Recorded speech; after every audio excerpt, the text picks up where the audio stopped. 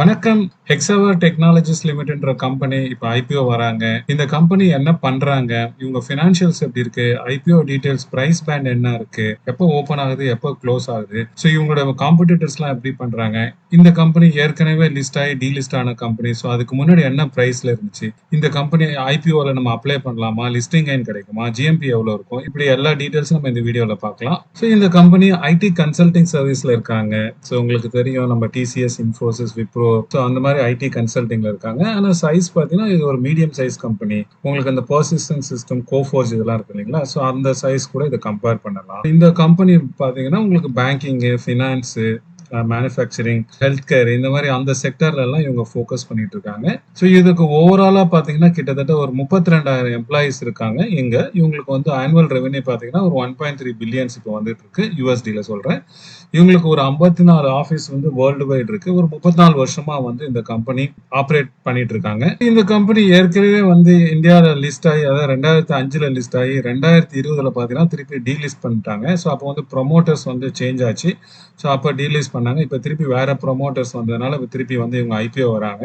So அப்போ 2020 வந்து இவங்க டீலிஸ்ட் பண்ணும்போது என்ன பிரைஸ் அப்படின்னு பாத்தீங்கன்னா ஒரு 471ல இருந்துச்சு. ஸோ இப்போ கரண்ட் ஐபிஓ டீடைல்ஸ் போவோம். இது 12th February ஓப்பன் ஆகி 14th February இது முடியுது. பிரைஸ் பேண்ட் பார்த்தீங்கன்னா 674லேருந்து 708. ஸோ ஒரு லார்ஜ் சைஸ் பார்த்தீங்கன்னா ரீட்டைலருக்கு 21 ஷேர்ஸ். அதோட வேல்யூ பார்த்தீங்கன்னா 14,154 ரூபாய். இதோட ஃபேஸ் வேல்யூ பார்த்தீங்கன்னா ₹1 ஷேரு. இதோட இஷ்யூ சைஸ் பார்த்தீங்கன்னா 8,750 crores. இது வந்து பார்த்தீங்கன்னா கம்ப்ளீட்லி ஆஃபர் ஃபார் சேல். இதுல வர அந்த 8,750 crores பார்த்தீங்கன்னா இது ஒன்லி ப்ரொமோட்டர்ஸ் தான் போகும். இது வந்து கம்பெனிக்கு போகாது. அவங்களுடைய ஷேர் ஹோல்டிங் பார்த்தீங்கன்னா இப்போ 95% வச்சிருக்காங்க. அதுல இருந்து பார்த்தீங்கன்னா போஸ்ட் ஐபிஓ அப்புறம் 74% மாறும். இது எல்லாம் முடிஞ்சு லிஸ்ட் ஆகிற டேட் பார்த்தீங்கன்னா 19th February லிஸ்ட் ஆகும். இப்போ அலோகேஷன்ஸ் பார்ப்போம். QIP இருக்காங்க இல்லையா, குவாலிஃபைடு இன்ஸ்டிடியூஷனல் பிட்டர்ஸ், அவங்களுக்கு பார்த்தீங்கன்னா 50% இருக்கு. நான் இன்ஸ்டிடியூஷனல் இன்வெஸ்டர் பார்த்தீங்கன்னா 15%, ரீட்டைல் இன்வெஸ்டர் பார்த்தீங்கன்னா 35% போகுது. எம்ப்ளாயும் வந்து இவங்க அப்ளை பண்ணலாம். அவங்களுக்கு வந்து 5 lakhs வரையும் அப்ளை பண்ணலாம். அவங்களுக்கு வந்து ஒரு டிஸ்கவுண்ட் கொடுக்குறாங்க. ஒரு ஷேருக்கு வந்து ₹67 டிஸ்கவுண்ட். ஸோ எம்ப்ளாயி வந்து ரீட்டைல் போர்ஷன்லையும் என்ஐஏ போர்ஷன்லையும் அப்ளை பண்ணணும்னு நினைச்சாங்கன்னா அவங்க அதுலயும் அப்ளை பண்ணலாம். ஸோ அவங்களுக்கு வந்து எலிஜிபிலிட்டி இருக்கு. நான் ஒரு ஆம்பி சர்டிஃபைட் மியூச்சுவல் ஃபண்ட் அட்வைசர். உங்களுக்கு ஒரு நல்ல மியூச்சுவல் ஃபண்டு உங்களோட ரிஸ்க் ப்ரொஃபைலுக்கும் உங்களோட ஃபினான்ஷியல் கோலுக்கும் தகுந்த மாதிரி செலக்ட் பண்ணணும். இல்லை ஒரு நல்ல ஸ்டாக்கை வந்து லாங் டேர்ம் இன்வெஸ்ட்மெண்ட்க்கு செலக்ட் பண்ணணும். இல்லை உங்கள் கரண்ட் போர்ட்ஃபோலியோ அந்த அளவுக்கு வந்து ரிட்டர்ன்ஸ் வரல, அதை ரிவ்யூ பண்ணி ரீபேலன்சிங் பண்ணணும். இல்லை அசெட் அலோகேஷன் பண்ணணும். இந்த மாதிரி இன்வெஸ்ட்மெண்ட் ரிலேட்டட் எந்த கொரிஸாக இருந்தாலும் இங்கே கொடுத்துருக்க மொபைல் நம்பர்ல நீங்கள் காண்டாக்ட் பண்ணலாம். ஸோ இப்போ ஃபினான்ஷியல்ஸ் பார்த்தீங்கன்னா இவங்க வந்து ஜான் டு டிசம்பர் ஃபாலோ பண்றாங்க. இவங்களுடைய அசெட் பார்த்தீங்கன்னா கரண்டா பார்த்தீங்கன்னா ஒரு 8,594 கோடி இருக்கு. ஸோ இவங்களோட ரெவென்யூ பார்த்தீங்கன்னா லாஸ்ட் December 23ல ஒரு 10,389 கோடியா இருக்கு. ஸோ அதுக்கு முன்னாடி இயர்ல பாத்தீங்கன்னா December 22ல இது வந்து 9,379 கோடியா இருக்கு. அதுக்கு முன்னாடி December 21ல பாத்தீங்கன்னா 7,245 கோடியா இருக்கு. இந்த 9 months எண்ட் September 30th இருக்கு இல்லைங்களா, அதுல அவங்களோட ரெவென்யூ பாத்தீங்கன்னா ஒரு 8,871 கோடியா இருக்கு. அது வந்து லாஸ்ட் இயர் அதே சேம் குவார்டரை கம்பேர் பண்ணும்போது ஒரு 14% வந்து அவங்களோட ரெவென்யூ இன்க்ரீஸ் ஆயிருக்கு. அதோட ப்ராஃபிட் ஆஃப்டர் டாக்ஸ் பேட் பாத்தீங்கன்னா உங்களுக்கு அந்த 9 month எண்ட் 30th Septemberல ஒரு 853 crores இருக்கு. இதே வந்து லாஸ்ட் பினான்சியல் இயர் அவங்களோட இதுல December 23ல பாத்தீங்கன்னா 997 crores இருக்கு. ஸோ இந்த வருஷம் பாத்தீங்கன்னா அந்த ஃபுல் இயருக்கு வந்து கிட்டத்தட்ட ஒரு 1,200 crores வரதுக்கு சான்சஸ் இருக்கு. பேட் மார்ஜின் பாத்தீங்கன்னா ஒரு கன்சிஸ்டண்டா ஒரு 9%க்கு மேல மெயின்டைன் பண்றாங்க. ஸோ இந்த கம்பெனி ஒரு டெட் ஃப்ரீ கம்பெனி. 22ல வந்து ஒரு 82 crores வச்சிருந்தாங்க. இப்போ வந்து கடன் எதுவுமே இல்லை, பாரோயிங்ஸ் எதுவுமே இல்லை. ஸோ இவங்களோட பிரைஸ் டு ஏர்னிங் பார்த்தீங்கன்னா 41 இருக்கு. அது ரொம்ப அதிகமா இருக்கு.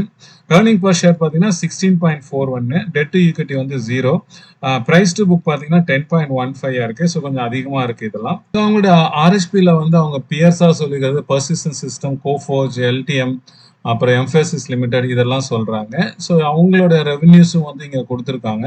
ஸோ இவங்க வந்து பாத்தீங்கன்னா இந்த பர்சிஸ்டன்ட் சிஸ்டம் கோஃபோர்ஜ்க்கு பக்கத்துல ரெவென்யூஸ் இருக்கு. எல்டிஎம் அதாவது எல்என்டி மைண்ட்ரி பாத்தீங்கன்னா அது வந்து இவங்களோட 3 times வந்து ஹையரா ரெவென்யூ இருக்கு. ஸோ எல்லாத்தோட இபிஎஸ் பாத்தீங்கன்னா ஏர்னிங் பர் ஷேர் இவங்களுக்கு தான் கம்மியா இருக்கு. இப்போ கரண்ட் ஜிஎம்பி எப்படி இருக்குன்னு பார்ப்போம். ஸோ ஜிஎம்பி வந்து பாத்தீங்கன்னா 6th February கொஞ்சம் நல்லா இருந்துச்சு. அதுக்கப்புறம் கொஞ்சம் கொஞ்சமா இறங்கி இன்னைய டேட்ல பாத்தீங்கன்னா இது வெறும் ₹3.5 தான் இருக்கு. 0.5%. இது ரொம்ப கம்மி. வர நாட்கள்ல வந்து இது எத்தனை வாட்டி ஓவர் சப்ஸ்கிரைப் ஆகுது, அதுக்கு தகுந்த மாதிரி இந்த ஜிஎம்பி மாறும். இப்போதைக்கு ஜிஎம்பி ட்ரெண்ட் பார்த்தீங்கன்னா அந்த அளவுக்கு என்கரேஜிங்கா இல்ல. ஸோ நம்ம இப்போ இவங்களோட ஓவரால் 360 டிகிரி ரேட்டிங்ஸ் பார்த்துருவோம். ஃபினான்ஷியல்ஸ் பார்த்த மாதிரி இயர் ஆன் இயர் நல்ல க்ரோத் காமிச்சிருக்காங்க. பேட் எல்லாமே இருக்கு. Companies dead free companies. So அதனால வந்து ஃபினான்ஷியல்ஸ் நல்லா இருக்கு. இவங்களுக்கு காம்படேட்டிவ் அட்வான்டேஜ்னு பார்த்தீங்கன்னா அதே சேம் கன்சல்டிங் தான். இதுல ஏற்கனவே 50 கம்பெனிக்கு மேல இருக்கு. இவங்களும் one of the company. So அவ்வளோதான். மற்றபடி இவங்களுக்கு ஸ்பெஷலைசேஷன் அப்படின்னு ஒரு நிஷ் அப்படின்ற மாதிரி இவங்களுக்கு எதுவும் கிடையாது.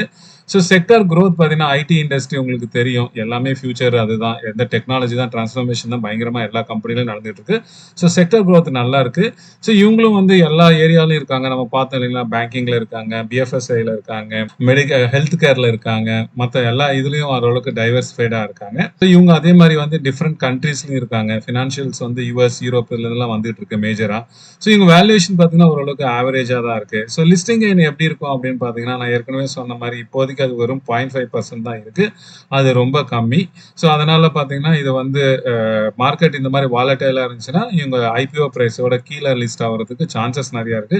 பட் அகைன் இது வந்து இது எப்படி சப்ஸ்கிரைப் ஆகுன்றதை பொறுத்து தான். இது ஓவர் சப்ஸ்கிரைப் ஆச்சுன்னா கொஞ்சம் டிமாண்ட் நிறைய இருக்கும். அப்படி இல்லைன்னா இப்ப இருக்கிற ட்ரெண்ட் பிரகாரம் பார்த்தீங்கன்னா இது வந்து ஐபிஓ பிரைஸ்க்கு கொஞ்சம் கீழே இல்லை அதே சேம் பிரைஸ்ல தான் வந்து லிஸ்ட் ஆகிறதுக்கு சான்சஸ் நிறைய இருக்கு. ஸோ இந்த கம்பெனி லாங் டேர்ம் இன்வெஸ்ட்மெண்ட் வச்சுக்கலாமா அப்படின்னு கேட்டிங்கன்னா, ஸோ ஐடி கம்பெனிஸ் வந்து லாங் டேர்ம் இன்வெஸ்ட்மெண்ட் வச்சுக்கலாம். ஏன்னா வந்து இப்போ பார்த்தீங்கன்னா டாலர் ஸ்ட்ரென்தன் ஆகிட்டே இருக்கு.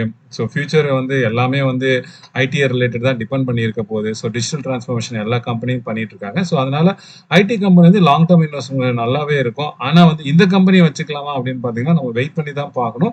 இவங்களுடைய வந்து 2 குவார்ட்டர்ஸ் ஏர்னிங்ஸ் வந்து எப்படி இருக்கு, ஃபினான்ஷியல்ஸ் நல்லா இருக்கா, இவங்க வந்து பேட் க்ரோத் இருக்கு, ரெவன்யூ க்ரோத் இருக்கு, ஸோ இயர் ஆன் இயர் எப்படி க்ரோ ஆயிருக்காங்க அப்படி பார்த்துட்டு அதுக்கப்புறம் லாங் டேர்ம் இன்வெஸ்ட்மெண்ட் நம்ம டிசைட் பண்ணிக்கலாம். But IT company in general வந்து நம்ம லாங் டேர்ம் இன்வெஸ்ட்மெண்ட் வச்சுக்கலாம். நீங்க பாத்திருக்கீங்களா, கோஃபோர்ஜ், எம்ஃபசிஸ், இல்ல வந்து எல்டிஎம்ஓ, இல்ல பர்சிஸ்டன்ட் சிஸ்டமோ அதெல்லாம் எங்க ஐபிஓ வந்து எங்க இருக்குன்னு பாருங்க. ஸோ அந்த மாதிரி வரதுக்கு இது வந்து சான்சஸ் நிறைய இருக்கு. பட் இவங்க ஃபினான்ஷியல்ஸ் இம்ப்ரூவ் பண்ணாதானே தவிர இப்போ கரண்ட் இதுல வந்து இப்போதைக்கு லாங் டேர்ம் இன்வெஸ்ட்மெண்ட் நம்ம வந்து பிளான் பண்ண தேவையில்ல. Wait and watch.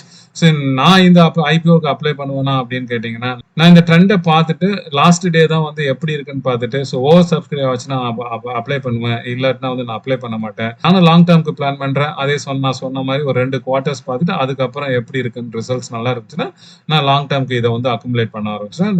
ரொம்ப ஒன்றும் அர்ஜென்ட் ஒன்றும் இல்லை இப்போதைக்கு அக்குமுலேட் பண்ணணும்ட்டு. அதனால நீங்க இன்வெஸ்ட் பண்ற மாதிரி இருந்தால் கொஞ்சம் அனலைஸ் பண்ணி உங்களுடைய வந்து ரிஸ்க் ப்ரொஃபைல் அந்த மாதிரி இதை இன்வெஸ்ட் பண்ணுங்க. தேங்க்யூ ஃபார் வாட்சிங்.